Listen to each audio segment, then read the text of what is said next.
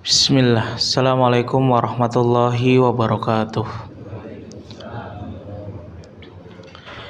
Innal hamdalillah wassalatu wassalamu ala Rasulillah wa ala alihi wa ashabihi wa mawalah. Jamaah salat subuh Masjid Al-Hidayah yang semoga Allah rahmati dan Allah berkahi. Alhamdulillah, tentunya kita bersyukur kepada Allah Subhanahu wa taala. Allah Rabb yang kenikmatan kepadaku dan kepadamu tidak memiliki garis tepi.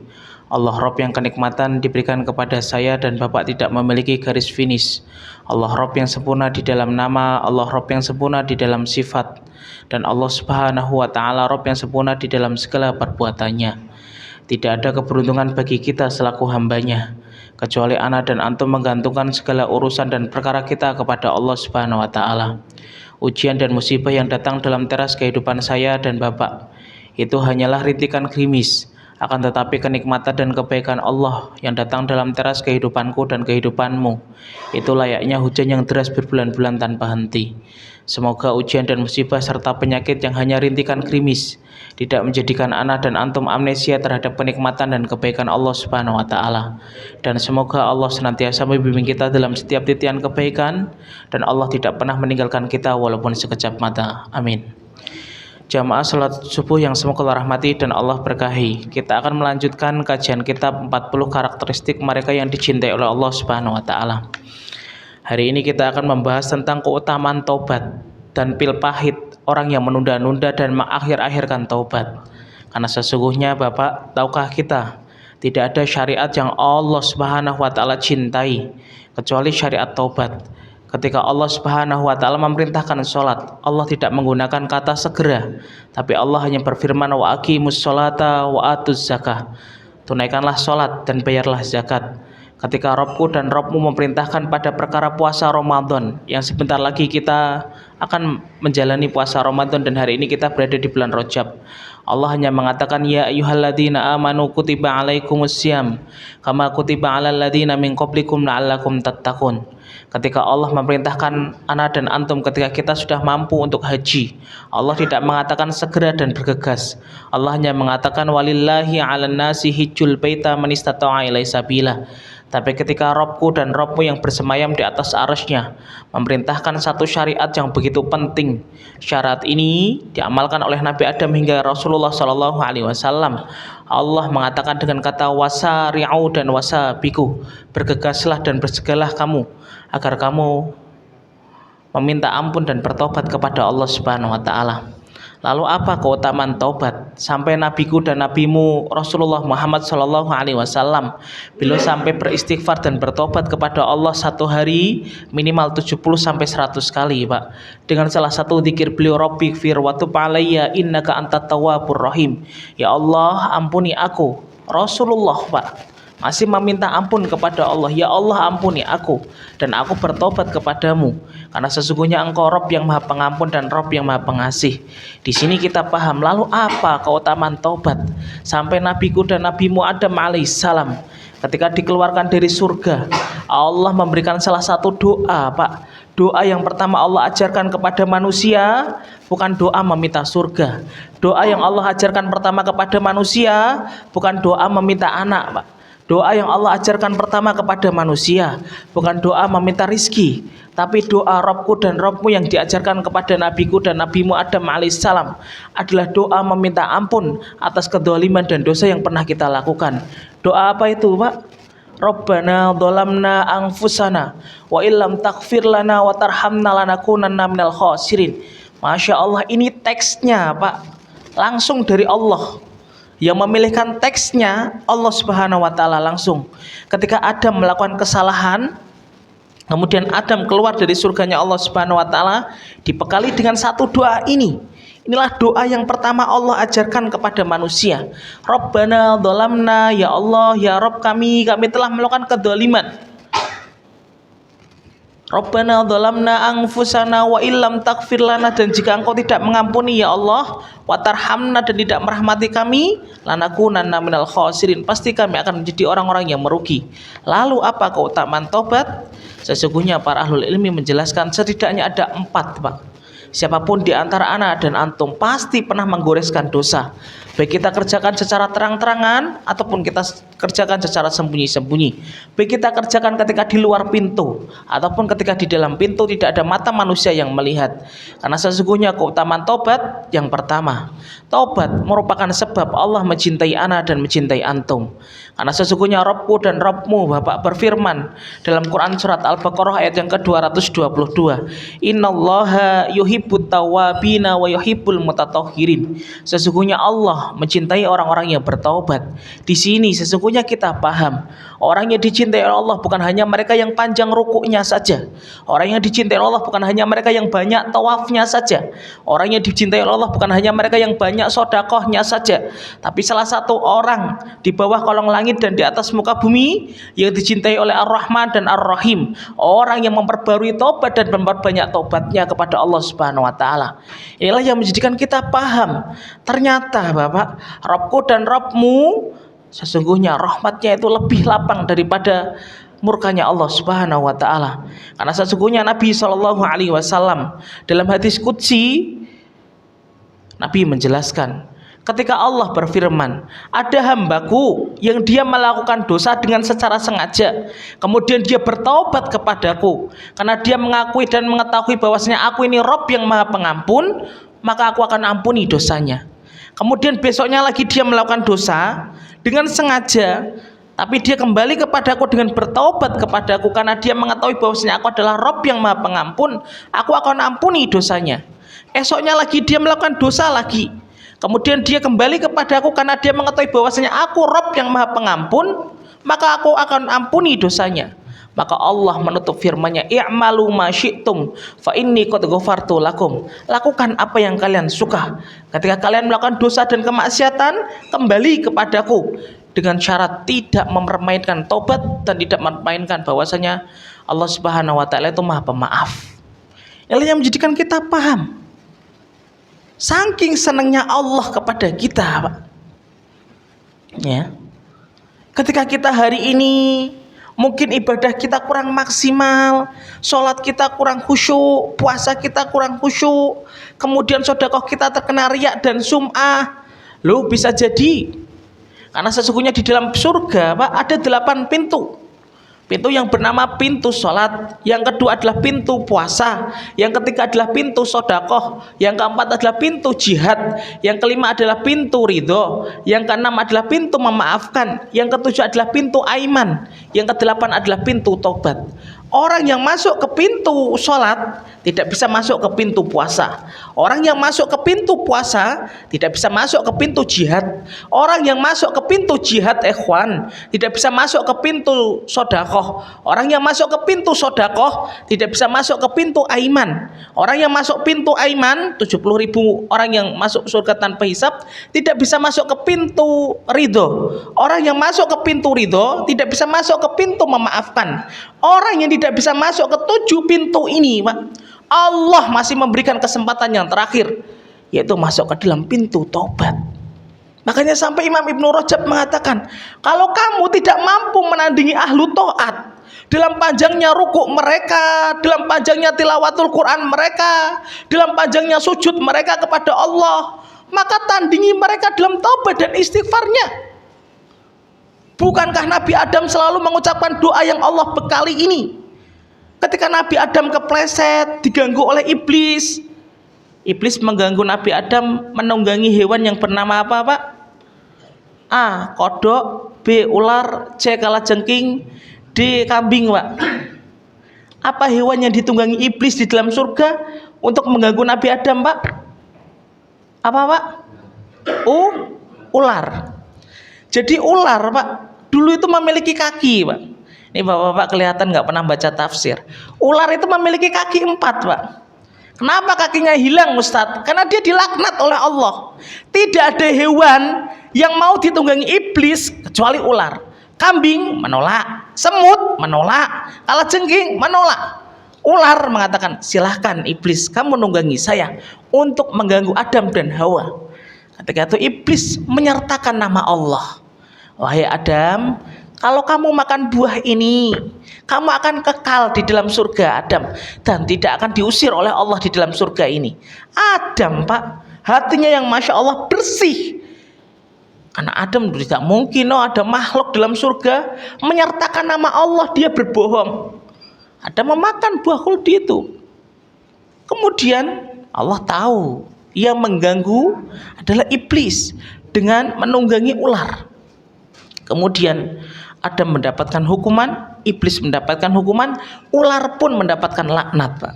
Makanya kalau ketemu ular jangan songong, Pak. Hei ular, dulu kamu kan kakinya 4 kan, gara-gara kamu ditunggangi iblis, kamu dilaknat oleh Allah kan. Jangan gitu, Pak. Ya.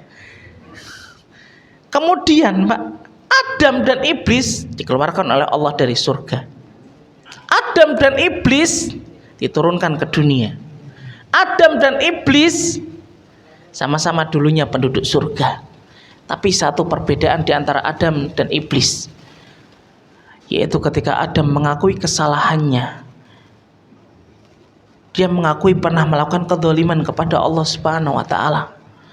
Tapi iblis tidak mau bertobat kepada Allah sampai Allah nanti menangguhkan iblis sampai hari kiamat, dan iblis akan menjadi penduduk neraka selama-lamanya. Disinilah yang menjadikan kita paham, orang yang dicintai Allah bukan hanya mereka yang banyak tawafnya saja. Orang yang dicintai Allah bukan hanya mereka yang banyak sholatnya saja. Tapi salah satu orang yang dicintai Allah adalah orang yang banyak taubatnya kepada Allah Subhanahu wa taala. Karena rahmatnya Allah begitu lapang kepada ana dan kepada antum, Pak. Bagaimana seorang Fudail bin Iyad, Pak, memberikan salah satu hikmah dalam tulisan beliau yang luar biasa. Saya pernah mendapatkan hikmah, kata Fudail bin Iyad rahimahullahu ta'ala, dalam perjalanan saya menuju masjid untuk melaksanakan sholat asar secara berjamaah. Saya ketika melewati sebuah rumah, dari kejauhan sudah terdengar suara gaduh antara seorang ibu dan anaknya. Kemudian ibu itu marah begitu besar, menggelegar suaranya, sampai mengusir anaknya dari dalam rumah, kemudian dikunci dari dalam rumah.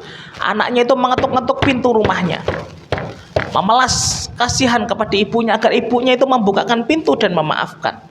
Fudail bin Iyad hanya melihat dari kejauhan, Bapak. Apa salah anak ini sampai ibunya marah begitu besar? Fudail bin Iyad hanya terdiam. Kemudian Fudail bin Iyad rahimahullah melanjutkan perjalanannya ke masjid untuk melaksanakan sholat asar secara berjamaah. Kemudian beliau sholat asar berjamaah. Selesai sholat asar beliau berzikir. Selesai berzikir pulang, melewati jalan yang sama, melewati rumah itu. Kemudian masih melihat anaknya itu sedang menangis dan mengetuk pintu rumah ibunya agar ibunya membukakan pintu. Tidak berselang lama, Bapak, ibu dari anak ini membukakan pintu, kemudian memeluk anaknya. Kemudian Fudail bin Iyad menyampaikan hikmah yang sangat luar biasa. Kalaulah seorang ibu yang pintu maafnya itu terbatas, kalaulah seorang anak memiliki 99 kesalahan, maka ibu memiliki 100 pintu maaf. Lalu bagaimana Allah, Rabb yang menciptakan seluruh ibu di muka bumi ini, yang pintu maafnya tidak ada batasnya, yang pintu ghafurnya tidak ada batasnya. Kemudian Fudail bin Iyad melanjutkan, kalaulah kamu hari ini melakukan 1 juta dosa, maka Allah memiliki 1 juta 1 magfirah, Pak. Kalau kita pernah melakukan 1 miliar dosa, maka pintu maafnya Allah itu berjumlah 1 miliar 1 pintu magfirah.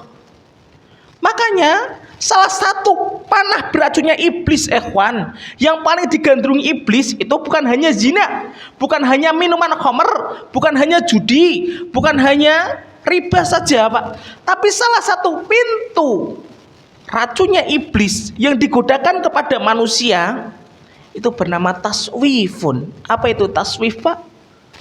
Mengakhir-akhirkan taubat, ta'jilut taubat. Mulai besok saya akan berhenti dari riba. Mulai besok saya akan berhenti dari pacaran. Mulai besok saya akan berhenti dari menikmati sesuatu yang haram. Taswifun. Bukankah itu yang dikatakan oleh orang yang hari ini sudah berkalang tanah?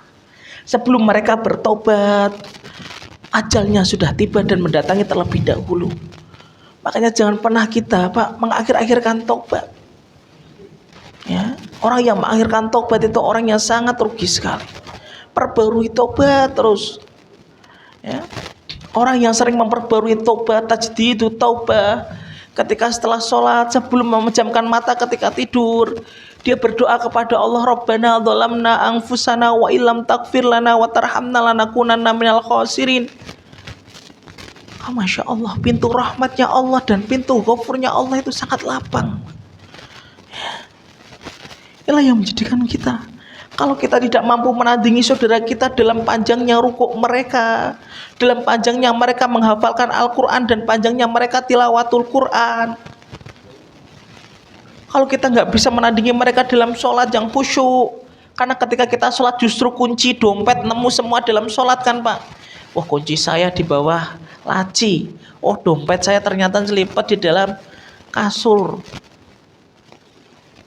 Ketika kita sedekah tidak mampu menandingi saudara kita, mungkin yang nominal sedekahnya berdijit-dijit, wallahi Allah masih membukakan kesempatan, Pak. Yang bernama pintu taubat.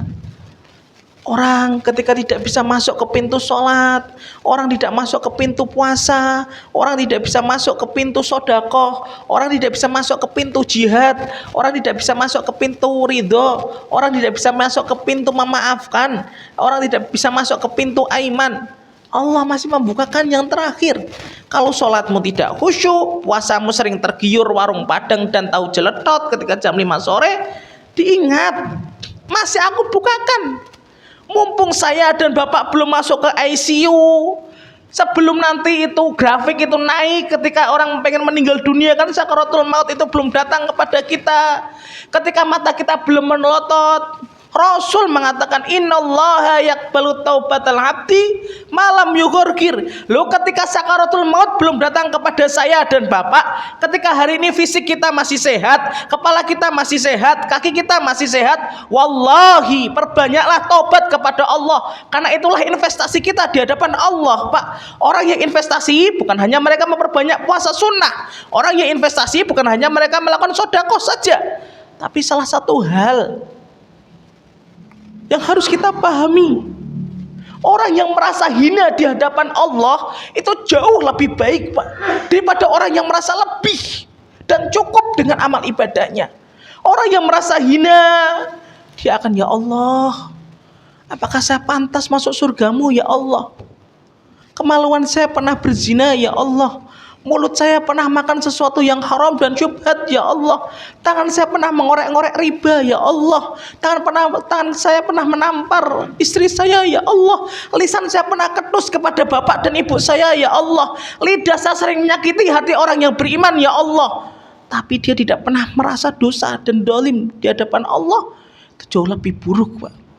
Makanya saya selalu berwasiat, lo bisa jadi ada orang yang di luar masjid, Pak, itu Masya Allah ketika sholat baru 1-2 bacaan dia sudah meneteskan air mata.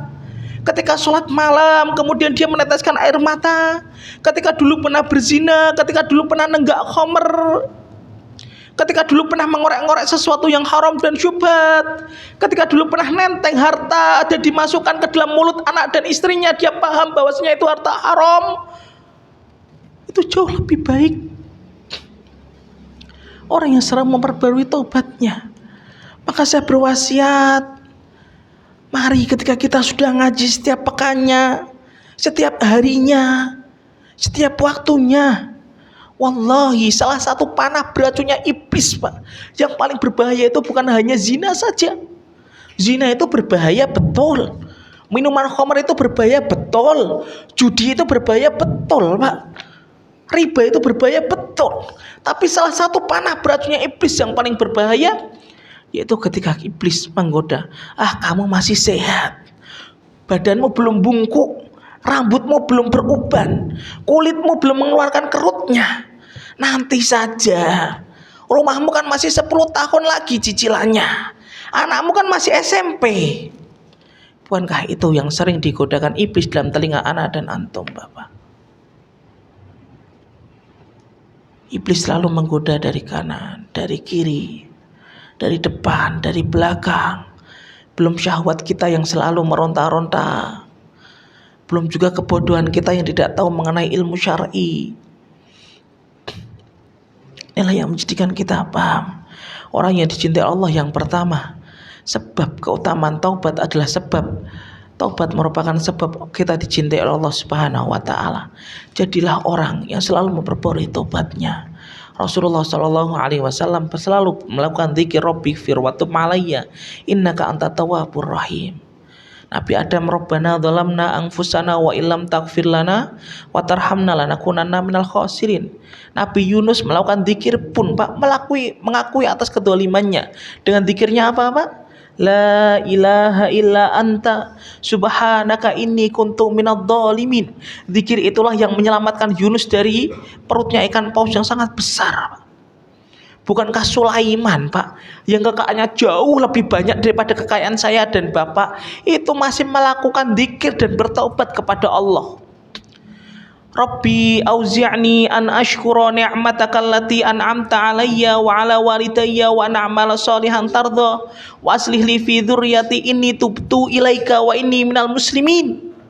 Hajat kita kepada ampunan dan taubat kepada Allah itu jauh lebih besar daripada hajat kita kepada makan dan minum Pak. Masa Ustadz, lihat Bapak, ketika kita mengantarkan jenazah atau sholat jenazah yang sudah meninggal, saudara kita, istri kita, anak kita, lihat apakah ketika hembusan nafas terakhir, ketika sudah pergi ruhnya Pak, apakah dia masih membutuhkan makan dan minum? Tidak. Lalu apa yang diucapkan oleh orang yang sedang menyolati jenazah itu? Allahumma gfir lahu warhamhu wa'afihi wa'fu anhu. Ya Allah, ampuni dia ya Allah, rahmati dia ya Allah. Hajat kita kepada makan dan minum, hajat kita kepada oksigen kita itu jauh lebih kecil. Dan hajat kita kepada ampunan dan istighfar kepada Allah itu jauh lebih besar. Sampai ketika kita meninggal dunia, saudara kita, keluarga kita, tetangga kita akan mendoakan kita, Allahumma gfir lahu. Bukankah anak kita ketika mendoakan kita, Rabbighfir li wa li walidayya, bukankah itu memintakan ampun Pak? Bukan memintakan rizki kan kepada kita? Rabbighfir li wa li walidayya, memintakan ampun, ya Allah ampuni bapakku ya Allah, ketika dulu pernah mengambil sesuatu yang haram ya Allah, ketika dulu belum maksimal mendidik saya ya Allah. Masya Allah, ternyata hajat kita ikhwan kepada ampunan, kepada taubat kepada Allah Subhanahu wa taala itu sangatlah besar daripada hajat kita kepada makan dan minum Pak. Makan dan minum akan kita rasakan mungkin mentok 70-75 tahun Pak. Tapi istighfar dan ampunan akan terus kita nikmati selama nanti Allah menegakkan mizannya di hadapan kita. Inilah sebab yang pertama, keutamaan yang pertama taubat.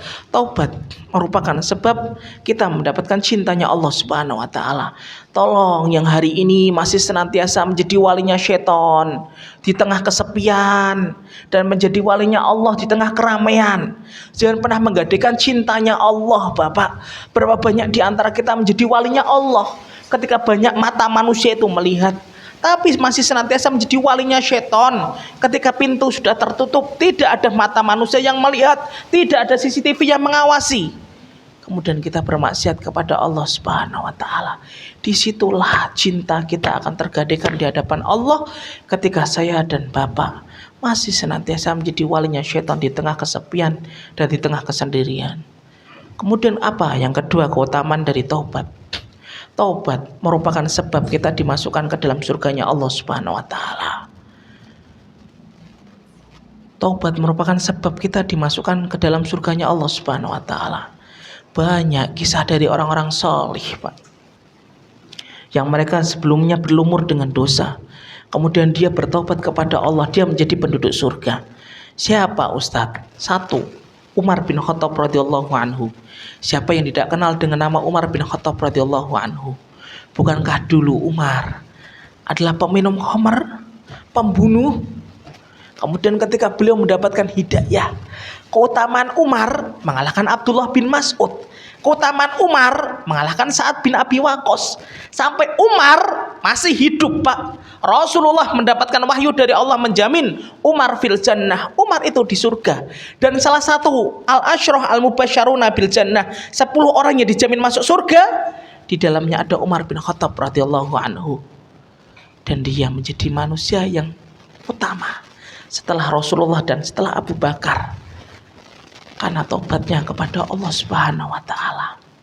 Yang kedua, pembunuh 99 nyawa. Pembunuh 99 nyawa Pak. Oh, satu nyawa saja hududnya gede Pak, diatnya gede, bayar sanksinya kok Pak. Pembunuh 99 nyawa.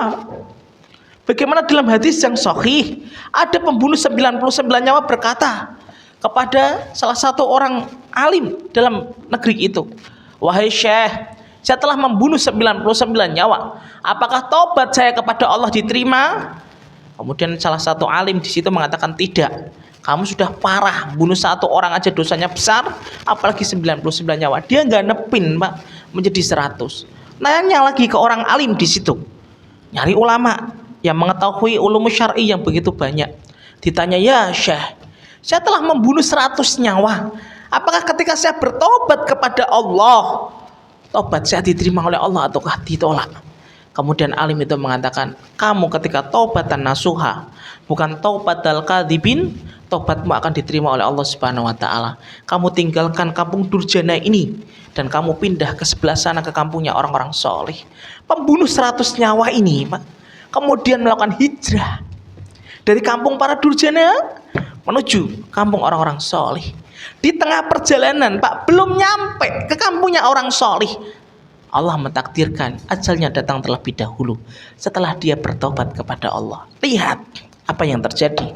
Diceritakan oleh Rasul Shallallahu Alaihi Wasallam, 2 malaikat langsung turun Pak.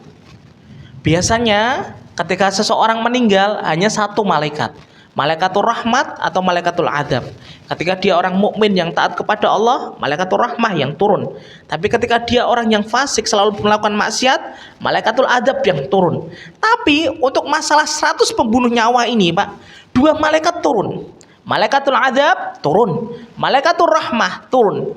Malaikatul rahmah mengatakan, "Hadza haqqi." Ini milikku wahai malaikatul adab. Dia sudah taubat kepada Allah dan hijrah dari kampungnya orang durjana menuju kampungnya orang soleh. Malaikatul adab pun mengatakan, "La, tidak wahai malaikatul rahmah. Hadza haqqi, ini milikku." Dia belum nyampe, dia membunuh 100 nyawa, dosa besar. Kemudian Allah mengutus salah satu malaikatnya untuk menengahi antara 2 malaikat ini.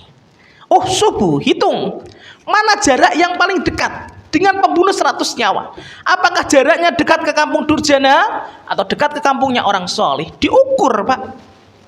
Ternyata jaraknya lebih dekat, perjalanannya ke kampungnya orang soleh. Allah menerima tobatnya dan Allah memasukkannya ke dalam surga.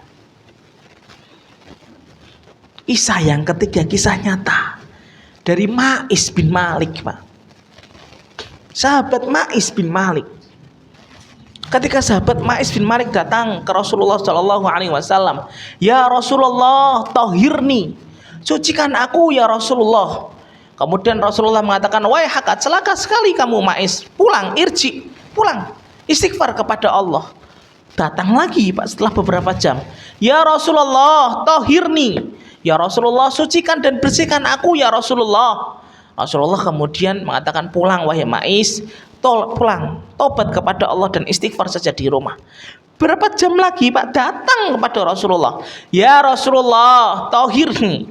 Rasulullah ketika ditanya sampai ketiga kali baru Rasulullah menjawabnya, "Fima utohiruka." Dalam perkara apa kamu Ma'is minta dibersihkan dan disucikan? "Minaz zina ya Rasulullah." Dari perbuatan zina ya Rasulullah. Rasulullah langsung tidak. Apa hukuman bagi orang yang muhsan Pak?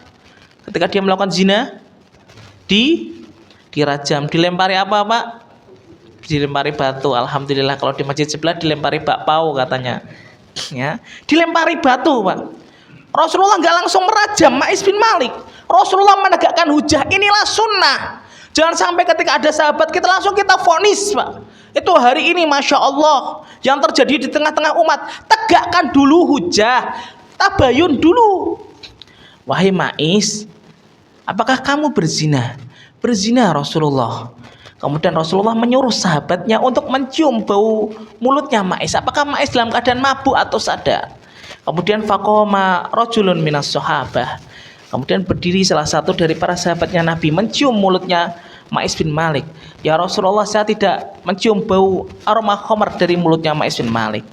Kemudian suruh ngecek lagi, apakah Mais gila? Kemudian ngaku-ngaku dia berzina. "Ya Rasulullah, dia dalam keadaan sadar dan tidak dalam keadaan gila." Kemudian Rasulullah menanyain kepada Mais, "Mais, azanaita anta?" "Zana itu ya Rasulullah." "Apakah kamu telah berzina wahai Mais?" "Saya telah berzina wahai Rasulullah." "Sebagaimana celak masuk ke dalam tempatnya?" "Benar Rasulullah." "Sebagaimana sumur timba masuk ke dalam sumur?" "Benar wahai Rasulullah." Ketika Mais menebus dosanya karena dia tahu azabnya Allah itu lebih mengerikan di akhirat daripada di dunia, dia meminta hukumannya itu di dunia. Kemudian Rasulullah menegakkan rajam, dilempari. Batunya besar, kecil atau sedang, Pak? Sedang. Untuk apa? Memberikan pelajaran bagi kita. Tidak ada dosa yang paling Allah benci dan tidak ada air yang paling Allah benci kecuali air yang najis yang tertumpah ke dalam rahimnya seorang wanita yang belum halal. Untuk menebus kenikmatan orang yang berzina, karena kenikmatan orang yang berzina itu dari ujung rambutnya sampai ujung jempolnya, Allah memberikan rajam persis, yaitu melempari batu yang sedang. Karena kalau batu yang besar dia tidak merasakan sakit, langsung meninggal dunia. Kalau batu yang kecil, dolimnya terlalu banyak, lama kan. Kemudian batu yang sedang, kemudian dilempari batu, terjadilah rajam. Mais bin Malik kemudian meninggal. Fahtalafan nasu fifir kota ini. Kemudian para sahabat berbeda pendapat. Mais su'ul khotimah ba'da zina. Mais itu su'ul khotimah, dia telah berzina dan meninggalnya habis berzina. La, satu sahabatnya lagi mengatakan, satu kelompok lagi mengatakan, la, Mais husnul khotimah, dia meninggal dalam keadaan taubat. Dia takut nanti ketika nanti dihukum oleh Allah di akhirat, makanya dia bertobat, meminta dibersihkan oleh Rasul Shallallahu Alaihi Wasallam. Rasulullah, Pak, mendiamkan perselisihan antara dua kelompok sahabat ini. Yang satu mengatakan su'ul khotimah Mais, yang satu mengatakan husnul khotimah Mais. Karena kenapa Rasulullah mendiamkan, Ustadz? Belum turunnya wahyu dari Allah. Bagaimana statusnya Mais bin Malik radhiyallahu anhu? 1 hari ditunggu belum turun wahyu, 2 hari ditunggu belum turun wahyu, sampai hari yang ketiga turunlah wahyu.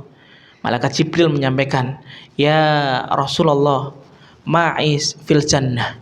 Sesungguhnya Mais berada di surganya Allah dan taubatnya Mais Allah terima. Kemudian Rasulullah mengatakan kepada para sahabat yang masih cekcok statusnya Mais bin Malik, "Istaghfiru li ahikum." Uskutu, diam kamu. Diam kalian. Minta ampun kepada Allah. Karena hari ini Mais bin Malik taubatnya diterima oleh Allah ketika dia berzina dan mengakui bahwasanya Allah itu Rabb yang Maha Pengampun. Dia menebus dosanya di dunia daripada nanti membayar cash dan kontan di akhirat. Inilah yang menjadikan kita paham, kalau hari ini kita pernah melakukan dosa, kalau hari ini kita pernah menggoreskan kemaksiatan, apapun itu, Pak, silahkan bertobat kepada Allah agar ana dan antum bisa masuk ke dalam surganya Allah yang bernama Babu Taubah. Orang yang merasa hina, orang yang merasa berdosa, itu sangatlah besar sekali kemungkinan untuk bisa masuk ke Babu Taubah. Dia akan menebus dulu kemaksiatannya dengan ketaatan-ketaatan. Tapi ketika hari ini orang yang melakukan dosa tapi tidak sadar, itu malah yang berbahaya. Kebaikannya akan tergerus, terkurang, Pak. Tolong jaga lisan kita, jaga anggota badan kita, agar kita tidak pernah melakukan dosa dan kemaksiatan. Kalaupun kita pernah melakukan dosa, tapi kita kepleset, sudah kita tahan, sudah kita bendung, tapi hawa nafsu terus meronta-ronta dan jebol, akhirnya bertobat kepada Allah dengan taubatan nasuha. Dan semoga Allah Subhanahu wa taala mengampuni ana dan mengampuni antum. Makanya dilihat, Allah ketika memanggil pelaku dosa, Pak, panggilan Allah sangat lembut, Pak. Berbeda dengan makhluk. Saya dan Bapak yang hari ini menjadi kepala rumah tangga, kalau manggil anak kita yang nakal, disuruh beli kopi nggak mau, disuruh beli teh nggak mau. Kemudian kita mengatakan, oh anak nakal dasar. Pasti lisan kita pernah melakukan itu, Pak. Oh anak tidak taat sama bapaknya. Oh anak songong. Oh anak kasar. Tapi lihat, Allah ketika memanggil pelaku dosa, Allah nggak mengatakan ya ahlu jahannam, wahai penduduk neraka jahanam. Tidak. Allah nggak mengatakan ya fajir, wahai orang yang melakukan dosa. Tidak. Allah tidak mengatakan ya fasik, wahai orang fasik. Tidak. Allah mengatakan dengan diksi yang sangat lembut sekali dalam firman-Nya, Pak. Dalam Quran surat Az-Zumar ayat yang ke-53, "Qul ya ibadiyalladzina asrafu ala anfusihim la taqnatu mir rahmatillah innallaha yaghfirudz dzunuba jami'a innahu huwal ghafurur rahim." Qul ya ibadiyalladzina asrafu, wahai hambaku. Allah masih mengakui orang yang berdosa, melakukan dosa, padahal Allah setiap waktu memberikan rizki dan nikmat kepadanya. Dia tukar nikmatnya dengan kemaksiatan dan dosa kepada Allah. Allah masih lembut, Pak. Qul ya ibadiyalladzina asrafu, wahai hambaku yang melampaui batas. Diksinya sangat lembut sekali, Pak. Ar-Rahman dan Ar-Rahim. Kita, saya, Bapak menjadi kepala rumah tangga, bolak-balik lisan kita. Nak, mbok taat nak sama bapakmu biar kamu masuk surga. Nak, mbok jadi anak yang solih. Bolak-balik lisan kita, Pak. Selalu sabarnya kita terbatas. Tapi dilihat Rahman dan Rahimnya Allah. Ketika Allah mencantumkan salah satu ayatnya dalam Quran surat Az-Zumar, Allah mengatakan, "Qul ya ibadiyalladzina asrafu ala anfusihim." Wahai hambaku yang telah melampaui batas, sudah saya kasih nikmat di pagi hari, di siang harinya sudah berzina. Saya kasih nikmat di sore hari, malam harinya sudah nenggak khomer, party-party setiap malam ahadnya. La taqnatu mir rahmatillah, jangan putus asa terhadap rahmatku. Ketika nyawa masih dikandung badan, ketika kita belum mengalami sakaratul maut, ketika malaikat maut belum datang di atas kita, bertobatlah kepada Allah. Innallaha yaghfirudz dzunuba jami'ah. Ketika kita melakukan 1 miliar dosa, kita tutup dengan 1 taubatan nasuha, 1 miliar dosa itu akan hilang. Bedakan dengan makhluk, Pak. Kita bekerja dalam sebuah kantor ataupun perusahaan sudah 20 tahun. Kebaikan sudah kita goreskan, beratus-ratus kebaikan. Suatu hari kita mungkin kecapean dari rumah, kemudian berangkat kerja, Pak. Melakukan 1 human error, Pak. Kesalahan fatal. Kemudian direkturnya memanggil. Kenapa kamu melakukan 1 kesalahan fatal sekali? Dia selalu mengingat 1 kesalahan fatal. Padahal kita sudah melakukan beribu-ribu kebaikan dalam kantor, dalam perusahaan, dalam rumah sakit yang kita bekerja di situ. Itulah bedanya Allah dengan makhluk. Kalau makhluk taunya hanya 1 kesalahan diingat terus, 1000 kebaikannya hilang. Allah 1 miliar dosa yang kita lakukan ditutup dengan taubatan nasuha. 1 miliar dosa anak dan antum ketika menyakiti hati ibu dan bapak, ketika ketus kepada orang tua, ketika jahat kepada anak dan istri, Allah akan hapus. Innallaha yaghfirudz dzunuba jami'a innahu huwal ghafurur rahim. Karena Allah mensifati dirinya dengan Ghafur, Maha Pemaaf, Rahim, Maha Pengasih. Inilah yang menjadikan kita sangat beruntung, Pak. Robku dan Robmu adalah Rob yang pintu maafnya, rahmatnya lebih lapang daripada murkanya. Kalau murkanya Allah lebih lapang, pembunuh 100 nyawa itu di nerakanya Allah. Umar bin Khattab mungkin banyak dosanya di nerakanya Allah. Mungkin para sahabat yang dulu Fudail bin Iyad mantan maling, mantan perampok, mantan begal, di nerakanya Allah. Tapi Allah beda dengan makhluk. Al-Khaliq beda dengan makhluk. Allah rahmatnya jauh lebih lapang daripada pintu murkanya Allah Subhanahu wa taala. Inilah yang menjadikan kita, ya. Makanya dilihat, ya. Allah Subhanahu wa taala ketika berfirman dalam Quran surat At-Tahrim ayat yang ke-8, ya ayyuhalladzina amanu, wahai orang-orang yang beriman, yang masih ada keimanan walaupun seberat biji dzarrah, seberat biji sawi, Pak. Tubu ilallahi taubatan nasuha, taubatlah kamu kepada Allah, menyesali dosanya, jangan kamu lakukan lagi, tutup dengan kebaikan-kebaikan yang banyak. Asa rabbukum ayyukaffir ankum sayyiatikum, maka Rabbmu akan menghapus seluruh keburukan kamu. Wa yudkhilakum jannatin tajri min tahtihal anhar, dan Allah akan memasukkan kamu ke dalam surganya Allah yang di bawahnya ada sungai-sungai yang mengalir. Kita, Pak, saya misalkan pernah melakukan kesalahan sama Bapak, saya meminta maaf. Mungkin nggak, Pak, atau ngasih ini Ustadz sertifikat rumah, ini BPKB mobil dan motor bawa pulang. Ketika Ustadz sudah minta maaf ke saya, mungkin Pak Dokter Agus, nggak mungkin, oh enak banget antum tatat. Beda dengan Allah, Pak. Nggak ada kan Bapak melakukan salah dengan saudara antum mungkin di masjid sini, si A melakukan dosa dengan si B melakukan kesalahan. Mungkin pinjam motor nggak diisi bensin, pinjam motor nggak dibalik-balikin selama 3 hari. Kemudian dia setelah seminggu ngobrol, Mas, maaf ya kemarin motornya belum saya pulangin karena saya pakai untuk jalan-jalan. Mobilnya belum saya pulangin karena masih saya pakai untuk jalan-jalan. Ini saya pulangin. Ketika dipulangin, Pak, dia meminta maaf. Apakah orang yang dimintai maaf ini mengasihkan mobil dan BPKB-nya, Pak? Tidak mungkin. Tidak mungkin, Pak. Nggak ada, Pak. 1001 mungkin, Pak. Ya, orang yang minta maaf akan diberi dengan hadiah itu, Pak, yang dia pinjemin? Tidak. Beda dengan Al-Khaliq, Allah yang memberi rizki kita, memberi anak dan istri kita, yang memberi fasilitas hidup kita. Kita melakukan maksiat kepada Ar-Rahman dan Ar-Rahim. Kita tahu bahwasanya Allah tidak pernah tidur. Kita tahu di kanan dan kiri ada Raqib dan Atid. Kita masih melakukan kemaksiatan. Allah hanya meminta satu syarat, kamu tobat kepadaku taubatan nasuha, nyesali dosamu, hentikan dosamu, jangan terjerumus lagi. Yudkhilukum jannatin tajri min tahtihal anhar, maka aku akan masukkan kalian yang bertobat kepada taubatan nasuha kepada surgaku yang mengalir sungai-sungai di bawahnya.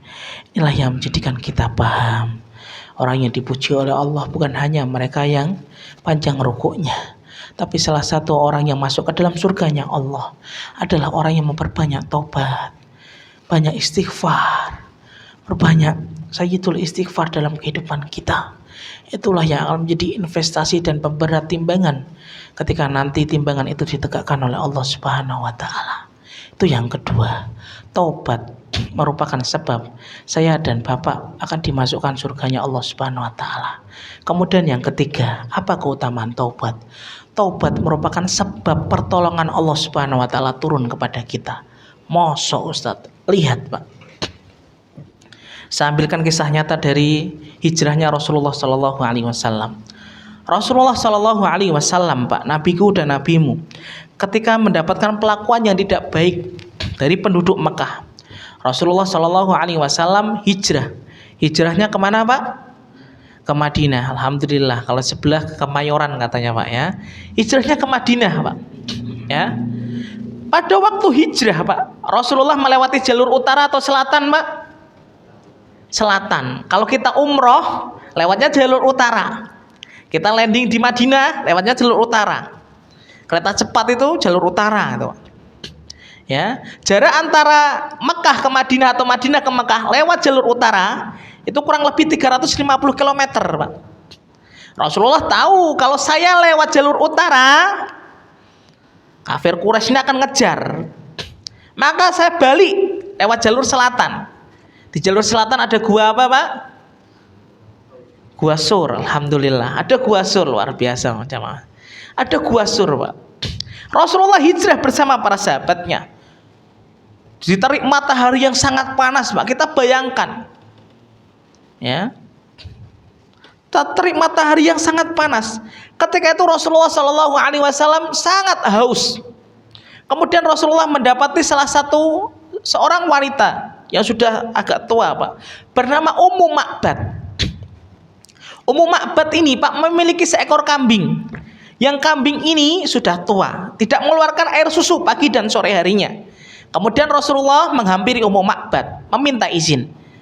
Wahai Ummu Ma'bad, izinkan saya untuk memeras kambingmu agar mengeluarkan susu. Ummu Ma'bad tidak tahu kalau di depannya itu Rasulullah Muhammad SAW. Karena saat itu belum ada YouTube, belum ada Instagram, belum ada Facebook, Pak. Belum viral karena ini, belum ada sosmed. Ummu Ma'bad gak tahu. Kemudian mengatakan, ya fulan, kambing saya ini tidak mengeluarkan susu, sudah tua, apalagi ini musim sangat panas sekali, tidak akan keluar susunya. Rasulullah meminta izin lagi, ya Ummu Ma'bad, izinkan kami agar memeras susu kambing ini, agar semoga Allah mengizinkan untuk keluar susunya. Ummu Ma'bad pasrah, silahkan wahai fulan untuk diperas susunya.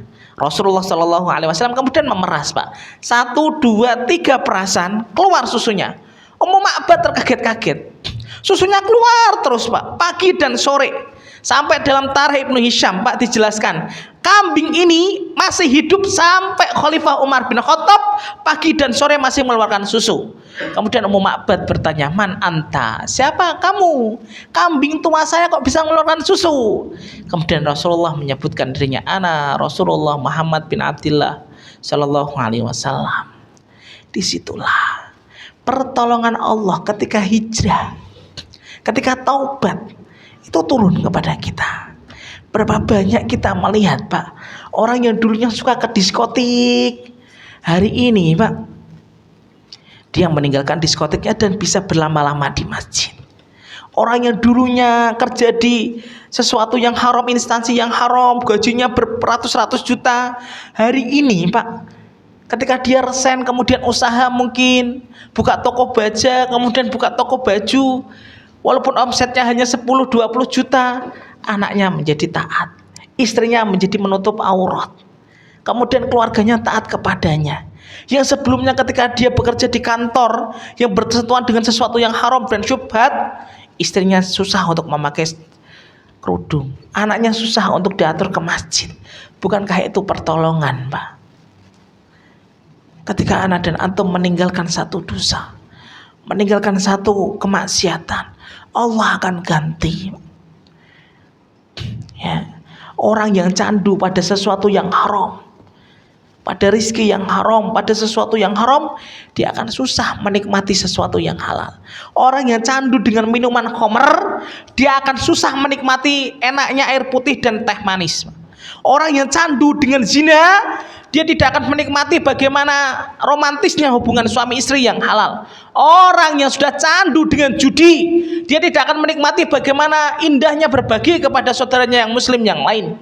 Karena sesungguhnya ketika kita masih bermaksiat kepada Allah, pertolongan Allah tidak akan turun. Walaupun gaji kita banyak, walaupun nominal kita selalu masuk dalam rekening kita, Pak. Kan kita lihat, Ustadz, gaji saya setiap bulan hampir 500 juta. Tapi kenapa seolah-olah gaji saya itu nggak ada yang sisa? Buat kartu kredit, buat cicilan, buat bayar hutang, buat anak saya. Ketika beli mainan harganya 30 juta, ketika beli motor harganya 150 juta. Kemudian saya menjawabnya, mungkin pertolongan Allah belum turun, Pak. Ketika antum masih bekerja dalam instansi yang bersentuhan dalam sesuatu yang syubhat dan haram. Beliau ini, Pak, akhirnya hijrah. Hari ini membuka toko besi, Pak. Yang istrinya dulunya masih membuka aurat, masih melihatkan pahanya, masih melihatkan kemudian ketiaknya. Hari ini Masya Allah, memakai kerudung yang syar'i, kemudian memakai niqab, memakai cadar, dan istrinya selalu ngaji dan aktif dalam kajian majelis di masjid, Pak. Itu yang menjadikan kita paham.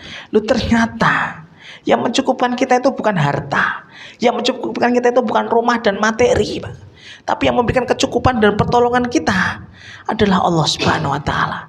Kan kita melihat ada saudara kita mungkin ke masjidnya hanya pakai sepeda ontel, tapi Masya Allah, Allah jadikan cita rasanya sebagaimana motor Harley, Pak. Ada saudara kita ke masjidnya naik mobil, Pak, Alphard, tapi Allah jadikan cita rasanya sebagaimana becak, Pak. Naik mobil Alphard gak pernah bersyukur, rumahnya dekat dengan masjid, ketika muadzin berkumandang mengumandangkan azan, dia datang jarang ke masjid. Ini yang menjadikan kita sedih. Tolong, taubat kita akan Allah ganti. Bukankah Mus'ab bin Umair, Pak? Mus'ab bin Umair dulunya orang kaya, dulunya rambutnya selalu klimis, Pak. Sampai ketika masuk Islam digebukin sama ibunya kan, Pak.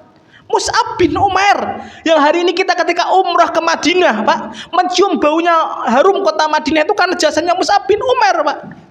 Mus'ab bin Umair ketika hijrah beriman kepada Allah dan mengikuti sunnah Nabi SAW, Mus'ab bin Umair menjadi dakwahnya Rasul, membuka kota Yasrib yang hari ini kita kenal dengan Madinah.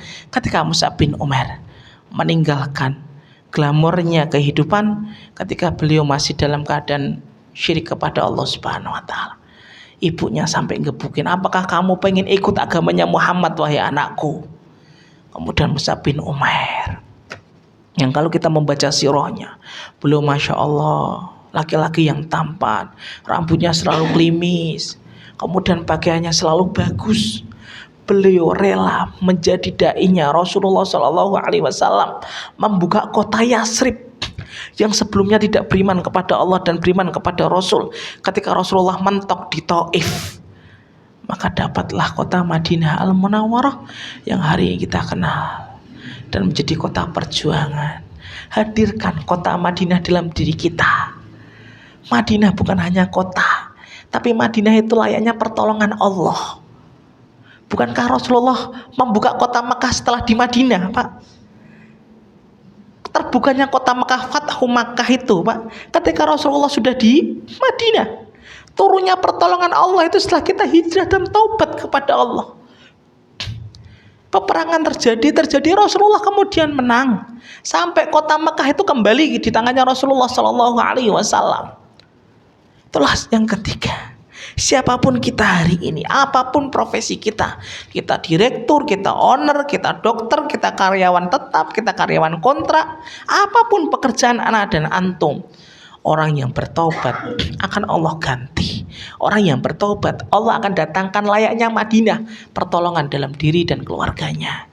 Kemudian yang keempat, yang terakhir, apa keutamaan taubat? Taubat akan melunakkan hati kita yang keras. Taubat akan melunakkan hati kita yang keras. Taubat itu akan melunakkan hati kita, Pak. Orang kalau marah-marah, husnudon saya, Pak, mungkin beliau jarang istighfarnya dan jarang taubatnya. Dilihat kisah nyata dari Imam Bukhari, salah satu penulis hadis, salah satu penulis kitab yang paling sahih setelah Al-Quranul Karim adalah Sahih Al-Bukhari, Pak. Beliau, Pak, pernah suatu hari beliau pengen memburu, Pak, pengen berburu. Kemudian beliau belajar panah, Pak. Anak panahnya Imam Bukhari ini, Pak, meleset kena pagar tetangga rumahnya, Pak. Kemudian Imam Bukhari itu menangis. Temannya yang belajar manah dengan beliau terkaget. "Loh, mayu bekika, apa yang membuatmu menangis wahai imam kami?" "Saya takut ketika nanti anak panah ini menjadi sebab saya masuk ke dalam nerakanya Allah ketika saya mendolimi, ketika anak panah ini nyentuh pagar rumah tetangga kita." Imam Bukhari kemudian ngetuk pintu pagar rumah tetangganya, Pak, meminta izin dan meminta maaf. Kemudian pemilik rumah, Sahibul Bait, membuka pintu rumahnya. Kemudian berkata, "Apa wahai imam, ada yang bisa kami bantu?" "Saya tidak meminta bantuan, tapi saya ingin meminta maaf. Karena saya takut tadi ketika saya belajar manah, karena besok saya pengen berburu, anak panah saya ini meleset, terkena pagar rumahmu. Dan itu menjadikan saya tuh khawatir kalau satu anak panah ini menjadikan Allah menyemplungkan saya ke dalam nerakanya yang menyala-nyala apinya di dalamnya." Kemudian Sahibul Baitnya mengatakan, "Pak, wahai imam kami, jangankan cuma pagar rumah kami, kalau engkau yang merobohkan kami pun ikhlas dan ridho." Lihat, Pak, orang yang selalu memperbarui istighfar dan tobatnya, hatinya akan lembut. Makanya saya pernah mendapatkan pertanyaan, Pak, di Pulau Mas itu, "Ustadz, saya itu ketika sholat, ketika ngaji, itu baru 5, 4 menit, 10 menit itu selalu meneteskan air mata. Karena dulu saya tuh selalu ingat ketika masih mudanya sebelum taubat dan hijrah, saya selalu ke klub malam setiap minggunya, kemudian selalu party-party, kemudian selalu zina. Klub malam di Jakarta ini sudah pernah saya cobain semua, Ustaz. Berzina itu sudah tidak terhitung. Apakah wajar air mata yang jatuh ketika saya menangis, Ustaz? Kemudian saya teringat dengan hadis Nabi, Bapak. Salah satu air mata yang tidak akan tersentuh oleh nerakanya Allah Subhanahu wa taala adalah air mata ketika kita menyesali dosa yang pernah dan kita lakukan secara terang-terangan ataupun secara sembunyi-sembunyi. Siapapun kita hari ini, ketika kita merasa pernah melakukan dosa dan pasti kita pernah melakukan kemaksiatan kepada Allah, bertobatlah kepada Allah. Berapa banyak orang yang ketika bertobat sebelumnya tidak pernah nangis, kemudian dia sering menangis. Bukankah itu salah satu pertolongan Allah dan lembutnya hati kita?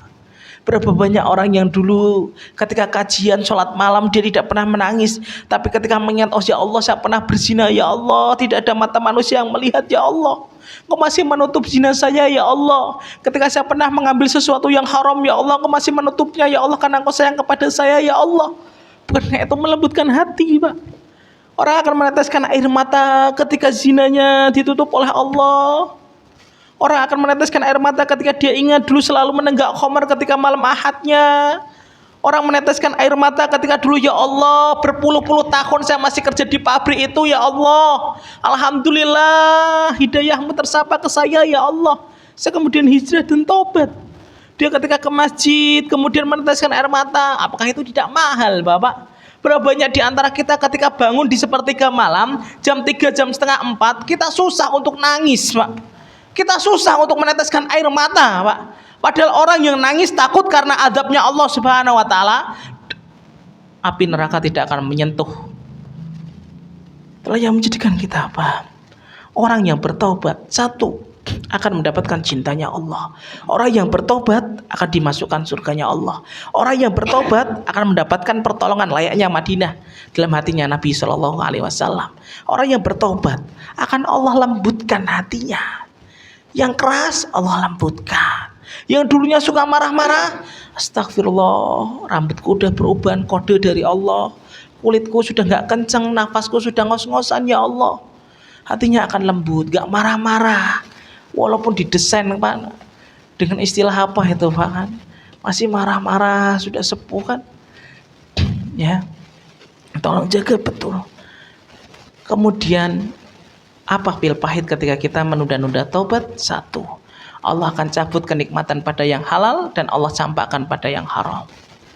Jangan sampai kita hari ini, Pak, susah menikmati rezeki yang halal walaupun sedikit. 10 juta yang halal itu jauh lebih baik, Pak, daripada 100 juta yang haram dan syubhat. Gaji Bapak 4 juta yang halal itu jauh lebih baik daripada 5 juta yang haram dan syubhat. Orang yang menunda-nunda taubat, dia akan dicabut kenikmatan pada yang halal dan Allah campakkan dia pada yang haram. Kemudian yang kedua, ini masih mending yang pertama. Yang kedua, Pak, Allah akan buka tirainya. Yang sebelumnya kita sembunyi-sembunyi ketika berzina, ketika pacaran, ketika pengen poligami nggak berani, Pak. Hati-hati ini, Pak. Allah akan buka tirainya. Oh, dia sukanya pacaran. Mendingan poligami, Pak. Pak, poligami juga halal. Yang penting sah, lebih baik meminta maaf daripada meminta izin, kan, Pak? Yang penting sah secara syar'i, kemudian ada akad ijab kabulnya, ada maharnya, ada mempelai wanitanya. Allah akan buka tirainya, Pak. Semua mata manusia akan melihat. Ketika kita masih setia hari ini menjadi walinya setan, nutup dosa kita dengan rapat. Ingat, makanya kok sampai ada orang yang berzina sampai viral videonya itu bocor kemana-mana, Pak. Zinanya bukan sekali, zinanya bukan 5 kali, zinanya bukan 10 kali, tapi sudah berpuluh-puluh kali sampai Allah bocorkan videonya kemana-mana. Kok ada orang yang melakukan riba dan judi, dia ketahuan ngambil duitnya masjid, Pak. Ngambil duitnya bukan sekali 2 kali. Kalau sekali 2 kali Allah masih nutupi. Tunggu, tobat, tobat, tobat. 5 kali, 10 kali Allah tunggu, Pak. Karena sifat ghafurnya Allah begitu lapang. Tapi kalau sudah 50 kali, 60 kali, udah berpuluh-puluh kali, Allah buka tirainya. Mata manusia semuanya melihat. Kok ada orang yang mati ketika setelah menenggak khamr, Pak? Minum khamrnya bukan sebotol, 2 botol, 3 botol, beratus-ratus botol.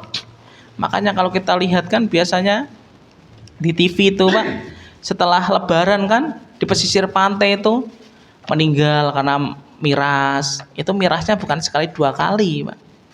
Kalau pernah sekali dua kali Allah masih nutup, Pak. Ya. Kok buka?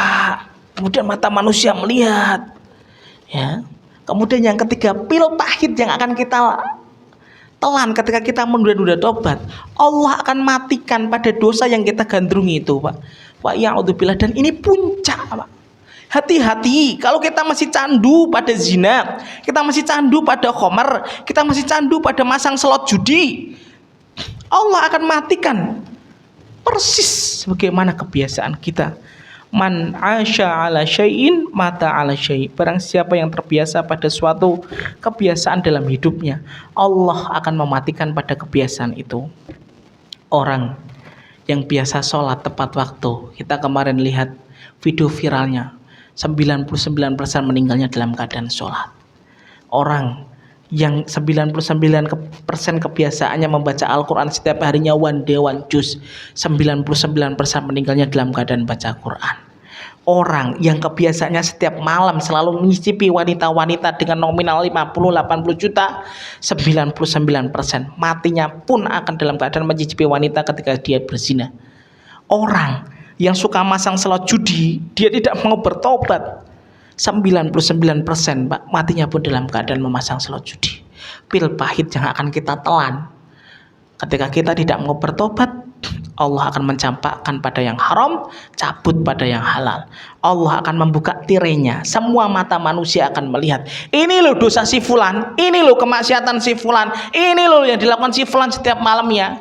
Dan yang ketiga, wa ya'udzubillah, dan ini puncak paling parah, Allah akan matikan dia dalam keadaan dosa yang ia gandrungi dan ia senangi itu.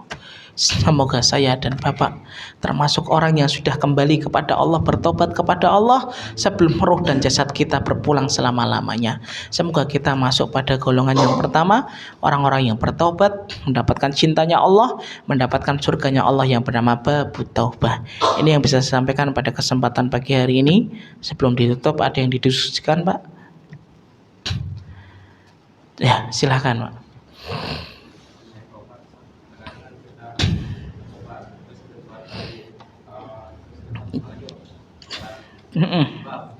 Gimana? Gibah, ya.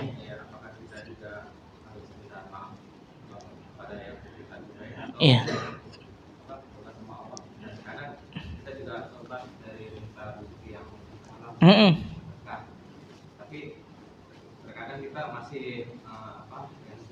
Iya.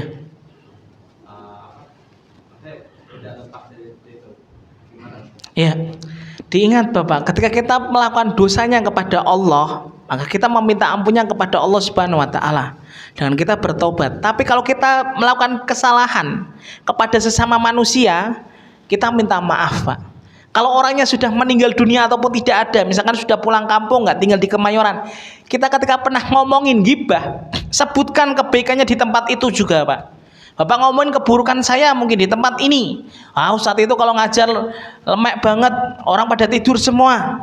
Bapak harus ngomong juga di tempat sini. Ya, Bapak ngibai si A misalkan. Si A ini kalau sholatnya selalu masbuk, imamnya sudah salam, imamnya sudah pulang, baru dia datang.